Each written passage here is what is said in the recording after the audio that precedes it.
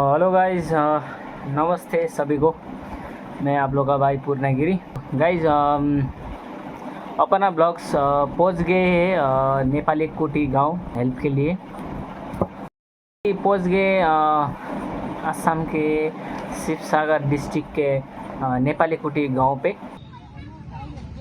साथीहरु यहाँ यो चाहिँ नेपाली कुटी कि के भन्ने जग्गा रहेछ। यहाँ भित्र जानुपर्ने रहेछ हैन। घरहरु डुबेर देख्नु भयो यस्तो छ हो। यहाँ चाहिँ यस्तो भएको रहेछ क्या साथीहरु, एकदमै गाह्रो क्या। यहाँ हेर्नु न, कलहरु लाग्दैन हो। अब बाटो यहाँ जाँदैछ यस्तोहरु छ भएको, देख्नु भयो। और गांव के लोगों से बात भी किए दीदी। पूरा गांव देखे कि क्या हाल है क्या नहीं है। दाइले के भन्नुहुन्थ्यो, के भएको छ तपाईहरु भन्नुस् भन्दाखेरि हामीले भन्यौं हाम्रो जति गाई थियो, खेती थियो, घर थियो, भित्रको एक जोर कपडा डकुमेन्ट केही बाँचेन भनेर झुट नभन्नु भनेर उले भिडियो बनायो आसामिसमा है। जो हिन्दीमा नि भनेको छ झुट मत बोलिए भनेर भन्यो। हामीले तपाईहरु आउनु भयो यत्रो दूरबाट हाम्रो लागि तपाई देख्नु भएको छ हामी के झुट भनेछौं। यहाँ दाइ हुनुहुन्छ वीडियोमा न्यूजमा पाइराख्नु भएको छ। तो अपना दीदी जो नेपाली कुटी में गए थे तो एक दीदी से कांटेक्ट करके गए थे। शायद वो दीदी का नाम लक्ष्मी गिरी ऐसा कुछ है, हमको एकदम एग्जैक्ट पता नहीं। तो वो दीदी से कांटेक्ट करके गए थे और शायद एक दिन वहाँ ये दीदी का घर पे भी रहे और वो दीदी से बात किया। साथीहरु हामीहरु चाहिँ यहाँ आइसक्यौं आसाम हैन। आसाम चाहिँ के थियो अरे नेपाली कुटीमा हामी आइसकेको छौँ हैन। यो चाहिँ एकदमै निट रहेछ क्या साथीहरु। साच्चै भन्नुपर्दाखेरि हामीलाई एकदमै दुःख लाग्यो देख्दाखेरि है। उहाँको भिडियो पनि हेरिरहेको थिएँ है, उहाँको भिडियोहरु पनि आइरहेको थियो। उहाँलाई सम्पर्क गरेर हामीहरु यहाँ आएको छौँ हैन।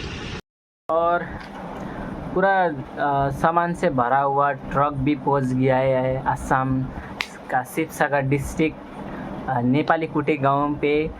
तो जो आप लोगों ने डोनेशन दिए थे, चावल दाल चीनी सब कुछ एभ्रिथिङ जो दिए थे अभी पहुंच गया है ट्रक भी।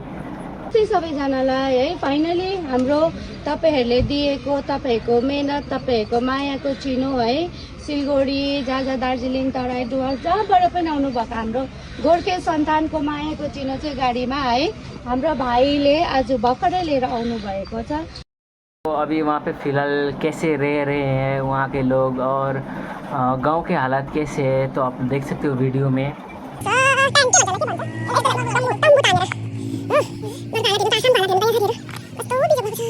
लोग विजिटिंग कर रहे थे। विजिटिंग के टाइम पे एक जगह पे गए और वहाँ पे एक गाय देखा, गौ माता।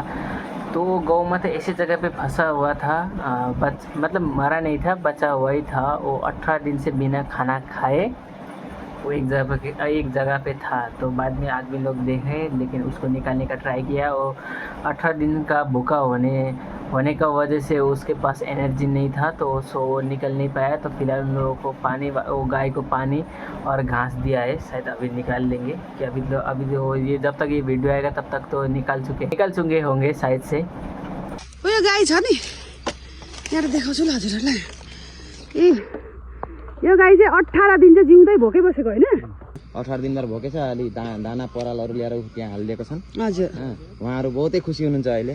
विजिटिंग करते दीदी लोग घर में भी देखे, घर में भी बहुत सारा कीचड़ अंदर वो हुआ था। शायद दीदी लोग ने हेल्प भी किए वो कीचड़ निकालने में।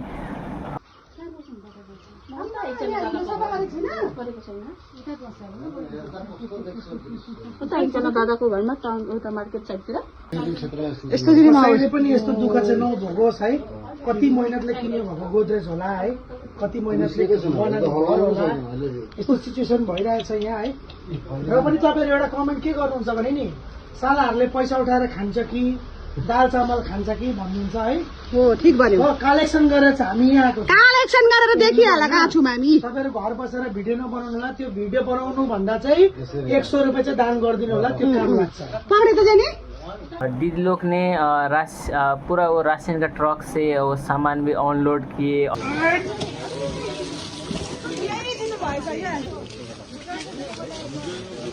अनलोड करने के बाद आप लोगों का दाल पैकिंग किए, सबको पहुँचे। मतलब जितने गांव है वहाँ पे नेपाली कुटी में जितने लोग हैं सबको पहुँचे, ना कम ना बेसी, सबको पहुँचने के लिए वो भाग के चाल भाग।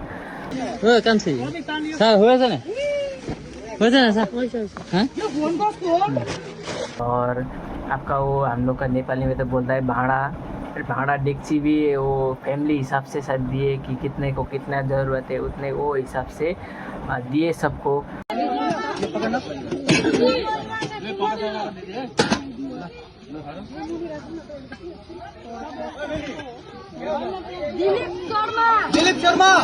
दिनेश शर्मा मंजू शर्मा और दीदी लोग ने कैश भी सबको दिए हैं कितने करके, वो तो अमाउंट तो मुझे भी पता, लेकिन पूरा गांव को नाम एक लिस्ट बना के नाम बुला के दीदी लोग कैश भी दिए।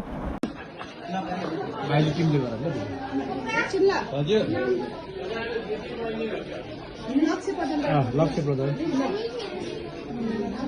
सपना छेत्री,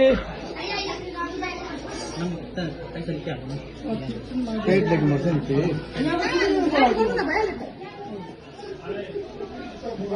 बब्लु दा पनि आउनु दाजु, बस्नु दा दिइसक्यो। लु सपना छेत्री देऊ। मैंने मांगी ही नहीं कोई खुशी तेरे सिवा, मैंने देखा ही नहीं ख्वाब कोई तेरे सिवा, यूं तो कितने ही उजालों ने पुकारा मुझको, मेरे दिल में कोई शम्मा न जली तेरे सिवा। और लक्ष्मी दी जो बोले थे, मैं जो दी अर्पणा ब्लॉग्स दीदी का पूरा टीम उनसे कांटेक्ट करके गए थे, तो वो दीदी ने रात को होगा शायद वो पूरा अर्पणा ब्लॉग्स का पूरा टीम को खाना के लिए इन्भाइट किए। हामीलाई चाहिँ नि यहाँनिर लक्ष्मी बहिनीको घरमा है हामीले चाहिँ खाना खाँदैछौँ होइन। यति खायो उहाँले हामीलाई हेर्नु न यस्तो भइरहेको छ, तर पनि हामीलाई खाना उहाँले बनाएर खुवाउनु भयो। हामी चाहिँ आज यहाँ स्टे गऱ्यौँ हो। थ्याङ्क यू सो मच हजुरहरूलाई। खाएला साथीहरू खाना, भोग लाग्यो। अर्पणा दीदी का टीम को असम से जितने लोग सपोर्ट किए उन लोगों को मेरे तरफ से बहुत बहुत धन्यवाद। एकदम खुश लगा आप लोग ने अर्पणा दीदी का पूरा टीम को सपोर्ट किया। हम लोग को यहाँ वीडियो से देख के इतना खुश लगा, तो हम लोग भी जाते तो और अच्छा लगता, लेकिन कोई बात नहीं, हम लोग का दीदी लोग गए थे, हम लोग का दिल से बहुत अच्छा लगा। तो और एंड में जाके सिलीगुड़ी टीम के लिए आप लोगों ने डोनेशन दिया, डोनेशन देने वालों को बहुत बहुत धन्यवाद। आज हम लोग भी उठाने के लिए तो गए थे और हम लोग को भी दिया, और अर्पणा दीदी का पूरा टीम को जिसने डोनेशन दिया उन लोगों को बहुत बहुत धन्यवाद।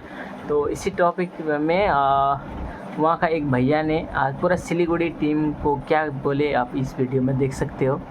आज कति दिन 20 दिन जति भइसक्यो बानपानी पसेर निस्केको पानी भएर, त्यहाँबाट अहिलेसम्म जति पनि रिलिफ आएको छ। मैले कसैलाई भेदभाव गर्न खोजेको होइन, माने जुन चाहिँ देखेको त्यो चाहिँ 100% म गर्छु। र सिक्किमबाट दादाहरू आउनुभयो, सबभन्दा धेरै मद्दत हामी सिलीगुडी रासनको होस्, त्यहाँबाट तपाईँहरूको कपडाको होस्, पैसाको होस्, यी सब चिजको माने सबभन्दा धेरै मद्दत गर्नुभएको नै तपाईँहरू नै हुनुहुन्छ। कारण किन भनेपछि अरू मान्छे आउँथे पैसा बाँड्थे, उनीहरूलाई पनि म नराम्रो भनेको होइन, माने देखेको त्यही बोल्छु।